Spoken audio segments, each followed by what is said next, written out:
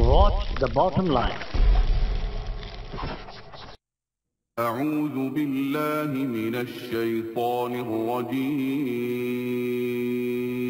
پناہ مانگتا ہوں میں اللہ کی شیطان مردود سے۔ بسم اللہ الرحمن الرحیم شروع اللہ کے نام سے جو بڑا مہربان نہایت رحم والا ہے۔ دا باٹم لائن کے ناظرین اکرام السلام علیکم۔ ناظرین، ہم اپنی آج کی ویڈیو میں جس صوفی بزرگ کا تذکرہ آپ کے سامنے پیش کرنے جا رہے ہیں وہ ہیں حضرت سید کبیر الدین شاہ دولہ دریائی گنج بخش رحمت اللہ علیہ۔ ناظرین اکرام، روایت ہے کہ آپ بغداد میں پیدا ہوئے۔ اس وقت ہندو پاک میں اکبری عہد تھا، یعنی اکبر بادشاہ حکومت کرتا تھا۔ آپ کے والدین آپ کی چھوٹی عمر میں ہی انتقال کر گئے اور بعض اوباش لوگوں نے آپ کو کسی ہندو کے ہاتھ فروخت کر دیا جو آپ سے سخت کام لیتا تھا، مگر آخر میں وہ آپ کی خدمت سے متاثر ہوا اور آپ کو آزاد کر دیا۔ ایک اور روایت میں ہے کہ حضرت شاہ دولہ لودھی خاندان کے ایک صاحب طریقت بزرگ کے فرزند ارجمند تھے۔ آپ کی طفولیت میں ہی آپ کے والد گرامی کا انتقال ہو گیا۔ رشتہ داروں اور عزیزوں نے معصوم حضرت شاہ دولہ پر کوئی توجہ نہ دی۔ پڑوسی کبھی کبھی اپنا بچا کچا کھانا آپ کو دے دیا کرتے تھے۔ ایک دفعہ حضرت شاہ دولہ کئی روز سے بھوکے پیاسے تھے۔ آپ کے پاس سونے اور رہنے کے لیے بھی کوئی ٹھکانہ نہ تھا۔ اس بے چارگی کے عالم میں ایک سال شردہ شخص نے آپ کی مدد اور آنت کی۔ محبت بھری گفتگو حضرت شاہ دولہ کے لیے تریاق ثابت ہوئی۔ اس قدر پرانے سال نے آپ کو کھانا بھی دیا اور سونے کے لیے جگہ بھی دی۔ سونے کی جگہ ملتے ہی شاہ دولہ رحمت اللہ علیہ گہری نیند سو گئے اور گھنٹوں سوتے رہے اور مہربان اجنبی کہیں چلا گیا۔ شام کے وقت وہ مہربان واپس لوٹا اور حضرت شاہ دولہ کو کہا، میں تمہارے لیے خوشخبری لایا ہوں۔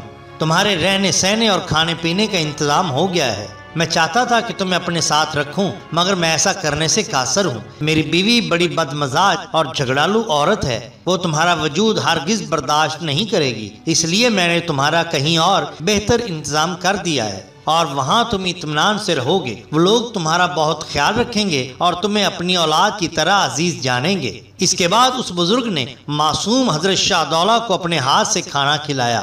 شاہ دولہ بہت کم بولتے تھے، وہ اس کی گفتگو سنتے رہے۔ کھانا کھا کر آپ کو اس نے گھوڑا گاڑی پر سوار کیا اور لے کر چل پڑا۔ راستے بھر وہ شخص متواتر بولتا گیا اور آپ اس کی باتیں ہمہ گوش ہو کر سنتے رہے، مگر آپ نے منہ سے ایک لفظ بھی ادا نہ کیا۔ اس شخص نے آپ سے کہا، برخوردار، اگر تمہارے والدین زندہ ہوتے اور تمہیں کوئی کام کہتے تو کیا تم وہ کرتے؟ میں ان کے حکم کی تعمیل کرتا۔ اب کی بار حضرت شاہ دولہ نے جواب دیا۔ شاباش، وہ شخص بولا، میں تم سے یہی توقع رکھتا تھا۔ اس قسم کی باتیں کرتا ہوا وہ شخص حضرت شاہ دولہ رحمت اللہ علیہ کو لے کر ایک بڑی سی حویلی میں داخل ہوا اور بولا، جس حویلی میں ہم جا رہے ہیں یہاں رہنے والے میاں بیوی حد درجہ شریف ہیں، تمہیں انہی کے پاس رہنا ہوگا۔ یہ تمہیں اپنی اولاد کی طرح سمجھیں گے اور تم بھی ان کا احترام اپنے والدین کی ہی طرح کرنا۔ حضرت شاہ دولہ بولے، میں پوری کوشش کروں گا، آگے اللہ بہتر جانتا ہے۔ حویلی کے صدر دروازے پہ رک کے اس بزرگ نے اندر پیغام بھجوایا کہ علی نکی آیا ہے۔ تھوڑی دیر کے بعد علی نکی کو اندر طلب کر لیا گیا۔ وہ شاہ دولہ کو لے کر حویلی کے اندر چلے گئے۔ حویلی کے اندر جا کر شاہ دولہ نے دیکھا کہ ایک موٹا سا آدمی صرف ایک دھوتی میں ملبوس، کان میں مندریں ڈالے، ایک پتھر کی مورتی کے سامنے بیٹھا کچھ پڑھ رہا ہے۔ علی نکی اور شاہ دولہ خاموشی سے مونڈوں پر بیٹھ گئے اور اس شخص کے فارغ ہونے کا انتظار کرنے لگے۔ جب وہ فارغ ہوا تو علی نکی سے گویا ہوا، استاد علی، کیا حال ہے؟ کام دھندا کیسا چل رہا ہے؟ علی نکی نے جواب دیا، لالا جی، کام بالکل ٹھپ ہے آج کل۔ لالا جی نے شاہ دولہ کی طرف اشارہ کر کے پوچھا، تو یہ ہے وہ لڑکا جس کا تم نے ذکر کیا تھا؟ یہی وہ یتیم بے آسرا لڑکا ہے، علی نکی نے جواب دیا۔ لالا جی نے حضرت شاہ دولہ کو اندر اپنی بیوی کے پاس بھیج دیا اور علی نکی سے پوچھا، بتاؤ اب تمہیں کیا قیمت دی جائے اس لڑکے کی؟ علی نکی نے کہا، 500 اشرفیاں۔ لالا جی کا منہ کھلے کا کھلا رہ گیا۔ 500 اشرفیاں اتنے سے لڑکے کی؟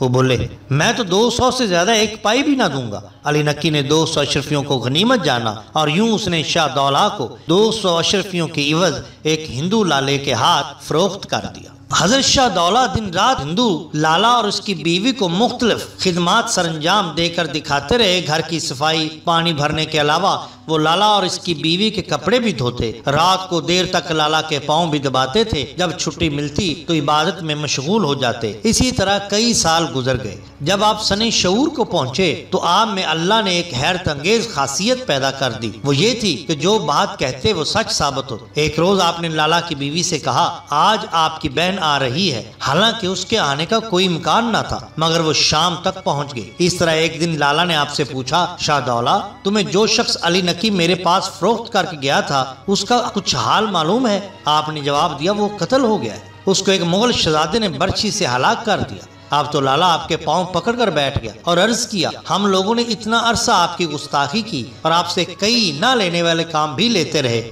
ہمیں معاف کر دیجئے۔ حضرت شاہ دولہ نے جواب دیا، آپ لوگ اس طرح مجھ سے معافیا نہ مانگے، میں خدا کی رضا پر صابر و شاکر ہوں۔ اس نے مجھے جس کام پر مامور کیا میں نے وہ کام سر انجام دے دیا۔ یہ سن کر لالا نے آپ سے عرض کی، میرا بھائی ایک عرصہ سے غائب ہے، اس کا کوئی پتہ بتا دیں کہ وہ زندہ ہے یا مر گیا۔ آپ نے کہا وہ زندہ ہے اور خدا نے چاہا تو کل تمہارے پاس پہنچ جائے گا۔ اگلے روز لالا کا بھائی اس کے پاس پہنچ گیا۔ اس کے بعد لالا، اس کی بیوی اور اس کے بھائی نے آپ سے عرض کی، اگر آپ ہمارے گھر مزید رہنا چاہیں تو یہ ہماری خوش نصیبی ہوگی، ورنہ آپ ہماری طرف سے بالکل آزاد ہیں۔ آپ ہمیں بس معاف فرما دیں، ہم آپ کے مقام سے آشنا نہ تھے اور لا علمی میں ہم سے بہت سی غلطیاں ہوئیں۔ آپ نے جواب دیا، آپ نے مجھے آزاد کر دیا تو میں یہاں سے کل ہی چلا جاؤں گا اور جس کی یاد نے مجھے بے چین کر رکھا ہے اس کو تلاش کروں گا۔ رہا آپ کی غلطیوں کا قصہ تو میں آپ لوگوں سے بالکل ناراض نہیں ہوں، بلکہ میں بہت خوش ہوں اور آپ لوگوں کے لیے دعا گو ہوں۔ آزاد ہونے کے بعد شاہ دولہ سید سرمست سیال کوٹی کی خدمت میں حاضر ہوئے، جو اپنے وقت کے جلیل القدر صوفیاء اور بزرگان دین میں سے ایک بزرگ تھے، اور ایک عرصہ تک ان کی خدمت میں رہ کر ان کے دست حق پر آپ نے بیعت کی۔ آپ کا سلسلہ سہروردیہ تھا، جو مندرجہ ذیل واسطوں سے حضرت شیخ بہاؤالدین زکریا ملتانی پر ختم ہوتا ہے۔ سلسلہ طریقت کچھ اس طرح سے ہے: حضرت شاہ دولہ، شاہ سید سرمست، شاہ مونگا، شاہ کبیر، شیخ شہر اللہ، شیخ یوسف، پیر برہان، شیخ صدر الدین، شیخ بدر الدین، شیخ اسماعیل، شاہ صدر الدین عارف، شاہ بہاؤالدین زکریا ملتانی رحم اللہ علیہ۔ سید سرمست کی وفات کا وقت جب قریب آیا تو اتفاق سے ان کا حلقہ ارادت میں ایک اور صاحب بھی موجود تھے جو ان کے ہی ہم نام تھے۔ سید سرمست نے چاہا کہ ان صاحب کو نعمت باطنی سے سرفراز کریں۔ اپنے حجرے سے آواز دی، دولہ یہاں آؤ۔ اتفاق سے وہ موجود نہ تھے۔ شاہ دولہ نے سنا تو فوراً ان کی خدمت میں حاضر ہو گئے۔ سید سرمست نے ان کو دیکھ کر فرمایا، میں نے تم کو نہیں بلایا تھا۔ یہ فوراً لوٹے اور حجرے کے دروازے کے پاس بیٹھ گئے۔ تھوڑی دیر بعد سید سرمست نے پھر آواز دی، دولہ یہاں آؤ۔ اس وقت بھی وہ دولہ موجود نہ تھے۔ یہ پھر حاضر ہو گئے۔ سید سرمست نے ان کو روحانی نعمتوں سے سرفراز کر کے فرمایا کہ جس کو خدا تعالیٰ سرفراز فرماتا ہے وہی تو شاہ دولہ ہوتا ہے۔ اس کے بعد ایک عرصہ تک شاہ دولہ پر جذب و مستی کی کیفیت طاری رہی۔ آپ کا وقت زیادہ تر ویرانوں اور جنگلوں میں گزرتا تھا۔ جب جذب کا غلبہ کم ہو گیا تو آپ نے سالکانہ زندگی اختیار کر کے گجرات کو اپنا مسکن بنا لیا۔ یہاں آپ نے ایک عبادت کے لیے حجرہ بنایا اور اس میں رہنے لگے۔ حضرت شاہ دولہ کا سلسلہ طریقت سہروردیہ خاندان سے ہے، لیکن انہوں نے مشائخ چشتیہ سے بھی فیوز باطنیہ حاصل کیے۔ صاحب مراج الولایت کا بیان ہے کہ میں حسن ابدال جاتے ہوئے شاہ دولہ کی خدمت میں حاضر ہوا۔ اس وقت شاہ مراقبے میں تھے اور قوالے مشائخ چشت کی تعریف میں کچھ گا رہے تھے۔ جب آپ نے مراقبے سے سر اٹھایا تو میری طرف متوجہ ہوئے اور مجھے مٹھائی دی۔ میں نے عرض کیا کہ میں اس ظاہری نعمت کا طالب نہیں ہوں، مجھے باطنی نعمتوں سے سرفراز فرمائیے۔ ہنستے ہوئے فرمانے لگے، تم یہ تو لو، وہ نعمت بھی تمہیں ملے گی۔ پھر مجھے اپنی عنایت سے ظاہری اور باطنی نعمتوں سے سرفراز فرما دیا۔ مغل تاجدار اورنگزیب عالمگیر کی بیوی بائی کے بارے میں اس وقت پیدائش پر حضرت شاہ دولہ رحمۃ اللہ علیہ نے پیشین گوئی کی تھی کہ یہ بچی بڑی ہو کر کسی بادشاہ کی بیوی بنے گی اور اس کی اولاد ہندوستان پر حکومت کرے گی۔ بائی کے خاندان کے لوگ ہندو تھے۔ ان میں یہ روایت تھی کہ ان کے ہاں جب لڑکی پیدا ہوتی تو اس کو قتل کر دیا جاتا تھا۔ ملک راجو حضرت شاہ دولہ کی خدمت میں حاضر ہو کر دعا کے لیے درخواست کی۔ اس کی اولاد نرینہ کی بڑی خواہش تھی۔ حضرت شاہ دولہ نے فرمایا، ملک راجوڑ، اللہ تمہیں ایک نہیں کئی اولاد نرینہ دے گا۔ اس نے عرض کی، حضرت آپ جو فرمائیں گے میں اس کی تعمیل کروں گا۔ حضرت شاہ دولہ نے فرمایا دیکھو اس مرتبہ تمہارے گھر جو لڑکی پیدا ہوگی تم اس کو قتل نہ کرنا بلکہ اس کی نہایت بہتر طریقے سے پرورش کرنا اور پھر اللہ کی کمال دیکھنا۔ ملک راجوڑ بڑا پریشان ہوا، ایک تو لڑکی کی پیدائش کی خبر سن کر اس کا دل پریشان ہو گیا، دوسرے خاندانی روایت توڑ کر لڑکی کو زندہ رکھنا اس کے بس سے باہر تھا، کیونکہ اگر وہ خاندان کی روایات کے خلاف کوئی بھی عمل کرتا تو اس کے خاندان والے اس کو خاندان سے باہر نکال دیتے۔ حضرت شاہ دولہ نے اس کو سمجھایا تو میرے کہنے کے مطابق عمل اور تشفی رکھ، تمہیں کسی پریشانی کا سامنا نہیں کرنا پڑے گا۔ وہ اپنے گھر چلا گیا اور اپنی بیوی کو سارا واقعہ سنایا۔ اس کی بیوی بڑی خوش ہوئی کہ اگر لڑکی بھی ہوئی تو کم از کم زندہ تو رہے گی۔ اب ولادت تک ملک راجوڑ بڑا پریشان رہا، کسی پل اس کو چین نہیں آتا تھا، اس کی سمجھ میں نہیں آتا تھا کہ کیا کرے اور کیا نہ کرے۔ اس کشمکش میں دن پورے ہو گئے اور اس کے گھر اللہ تعالیٰ نے لڑکی پیدا کی۔ خاندان کے تمام افراد بچی کو ہلاک کرنے پر زور دیتے رہے، لیکن ملک راجوڑ حضرت شاہ دولہ کے حکم سے سرتابی کرنے سے باز رہا۔ اس کی ماں نے اس کو بڑا مجبور کیا اور کہا جب مدتوں سے ہمارے ہاں لڑکیاں قتل ہوتی آئی ہیں تو تمہیں اب کیوں اعتراض ہونے لگا؟ ملک راجوڑ نے ماں سے کہا میں حضرت شاہ دولہ کی ہدایت کے بغیر کوئی قدم نہیں اٹھا سکتا، میں بچی ان کی خدمت میں لے جاتا ہوں، جیسا وہ حکم کریں گے ویسا عمل کروں گا۔ ملک راجوڑ جب بچی کو لے کر حضرت شاہ دولہ کی خدمت میں حاضر ہوا تو وہ بہت خوش ہوئے اور ملک راجوڑ سے کہا راجہ یہ بچی ایک بادشاہ کی بیوی اور کئی بادشاہوں کی ماں ہوگی، اس سے تیرا رتبہ بھی بلند ہوگا۔ اس کے بعد حضرت نے اس نو مولود بچی کا نام بائی رکھا۔ بائی کا مطلب ہوتا ہے عزت دار خاتون، یہ گجراتی لفظ ہے۔ ملک راجوڑ کو حکم دیا اس بچی کی اعلیٰ طریقے سے پرورش کی جائے اور اس کو کوئی تکلیف نہ پہنچائی جائے۔ راجہ نے بچی کو بڑے ناز و نم سے پالا اور اس کی تعلیم و تربیت کا خاص خیال رکھا، حتیٰ کہ لڑکی جوان اور بالغ ہو گئی۔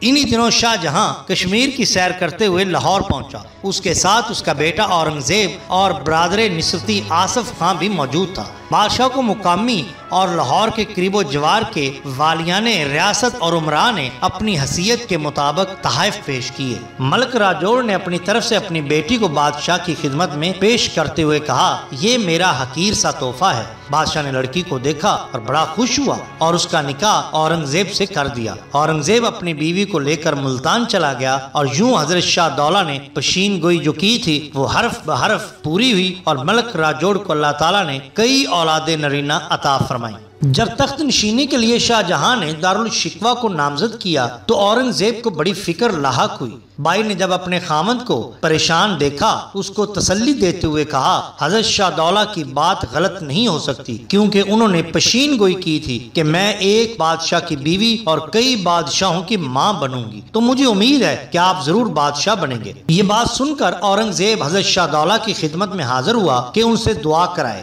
اورنگزیب اپنے ہمراہ ایک زرد مرغ، 2 ولایتی بلیاں اور ایک لکڑی کی چھڑی لے کر گجرات پہنچا اور یہ چیزیں حضرت شاہ دولہ کی خدمت میں پیش کی۔ اورنگزیب نے دل میں سوچ رکھا تھا کہ اگر حضرت نے یہ چھڑی مجھ کو واپس کر دی تو اس کا یہ مطلب ہوگا کہ میں بادشاہ بنوں گا، کیونکہ چھڑی حکمرانی کا نشان ہوتی ہے۔ حضرت نے اس کو بادشاہ بننے کی پیشگی مبارکباد دی اور چھڑی بھی اس کے حوالہ کر دی۔ شہزادہ اورنگزیب خوشی خوشی واپس لوٹا اور اپنی بیوی سے کہا میں حضرت شاہ دولہ کو اتنا بڑا ولی نہ سمجھتا تھا، لیکن آج میں آپ کی کشف و کرامات کا قائل ہو گیا۔ بائی نے جواب دیا شہزادے ہمارے خاندان میں بیٹی کو پیدا ہوتے ہی قتل کرنے کا رواج تھا، مگر میرے باپ کو حضرت شاہ دولہ نے ایسا کرنے سے باز رکھا اور جب میں پیدا ہوئی تو میرے متعلق یہ خوشخبری دی کہ میں بادشاہ کی بیوی اور بادشاہوں کی ماں بنوں گی۔ چنانچہ ان کی خوشخبری حرف بحرف پوری ہوئی۔ اورنگزیب عالمگیر بادشاہ بنا اور اس نے ہندوستان پر بڑی شاندار مستحکم اسلامی طرز کی حکومت کی،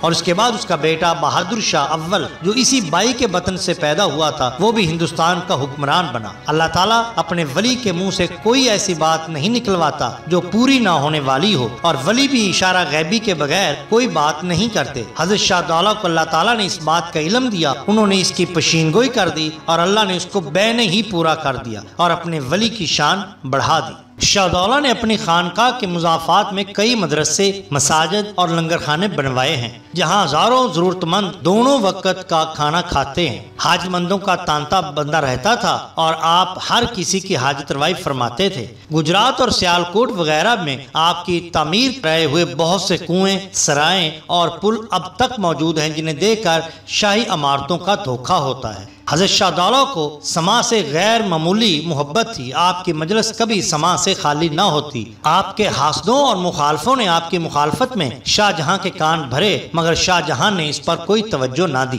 شاہدولہ کی فیاضی اور سخاوت کا یہ عالم تھا کہ جو کچھ خزانہ غیب سے آپ کو ملتا تھا بے حساب غریبوں اور مسکینوں پر خرچ کرتے۔ ایک بڑے پیمانے پر آپ نے لنگر خانہ جاری کیا، غربا اور فقراء اس سے کھانا کھاتے۔ آپ کے آستانے پر ان اخراجات کو دیکھ کر عمراء اور ملوک کی بارگاہ معلوم ہوتی تھی۔ آپ فرمایا کرتے تھے پختہ کار آدمی کو طمع خام کا آرزومند ہونا فائدہ نہیں دیتا۔ آپ بڑے ہی خوش بیان خوش گفتار بزرگ تھے۔ آپ پر دوران گفتگو کبھی کبھی جذب طاری ہو جاتا اور گھنٹوں طاری رہتا، بعض اوقات آپ پر جلال بھی طاری ہو جاتا۔ آپ فرماتے تھے کہ دولت و دیدار نصیب طلب کی انتہا سلوک ہے اور سلوک کی انتہا معرفت، اور معرفت کی کوئی انتہا نہیں۔ معرفت کا دروازہ ہمیشہ کھلا رہتا ہے۔ آپ صاحب شریعت بھی تھے اور آپ فرض نمازوں کے علاوہ نوافل پر بھی زور دیا کرتے تھے۔ حضرت شاہدولہ صاحب کرامت بزرگ تھے۔ عبادت، ریاضت، مجاہدات، ترک و تجرید، صبر و تحمل، فکر و فاقہ، عفو و درگزر، قناعت و توکل میں یگانہ اور روزگار تھے۔ سخاوت، عطا بخش کے لیے بہت مشہور تھے۔ آپ رحمت اللہ علیہ نے سن 1085 ہجری میں گجرات میں وصال فرمایا۔ آپ کا مزار گجرات کے مشہور مزارات میں شمار ہوتا ہے۔ مزار اقدس پر خوبصورت گنبد بنا ہوا ہے اور ساتھ ہی مسجد بھی ہے۔ ناظرین اکرام، اگر آپ کو ہماری یہ ویڈیو پسند آئی ہو تو لائک کیجئے، سبسکرائب کیجئے ہمارے چینل دا باٹم لائن کو، تاکہ ہم آپ کے لیے اور بھی بہترین ویڈیوز لا سکیں۔ اپنے دوستوں کا، گرد و نواح کے لوگوں کا بہت خیال رکھیے۔ اللہ اور اللہ کے رسول صلی اللہ علیہ وسلم سے بے حد محبت کیجئے۔ آپ کا بہت شکریہ۔ اللہ حافظ۔